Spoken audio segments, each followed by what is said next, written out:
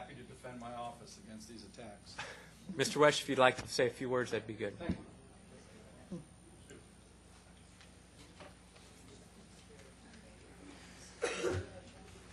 Thank you, Mr. Chairman, members of the board, for this opportunity. Regrettably, I would prefer that this not necessarily be the forum that this conversation takes place. Ms. Resnick knows where my office is located and could have clued herself into the facts, but let's go through what we're talking about here.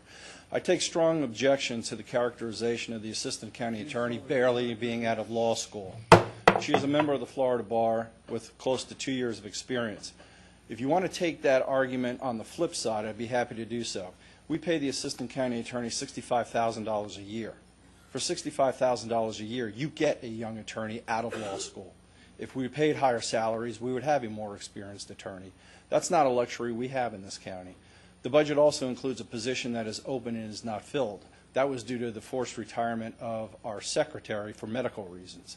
With regard to the issue over Mr. Busak's attorney's fees, as I have explained to this board and the public previously and numerous times, the fees that are being charged by Mr. Busak's office are in line and far below those fees that we would typically pay in an eminent domain case. As you all know, this is a approximately $11 million road project, and we have yet to approach even a 10% factor for attorney's fees. Typically, in an eminent domain case, the cost of land acquisition run between 45 and 50% of the overall project. But these are facts that we're dealing with. But oftentimes, we don't want to deal with facts. We want to deal with political rhetoric. And if we want to deal with rhetoric, that's fine. But I wanted to come before you today to set the record straight on the facts upon which we operate. And I thank you for the opportunity. I have a question for the county attorney.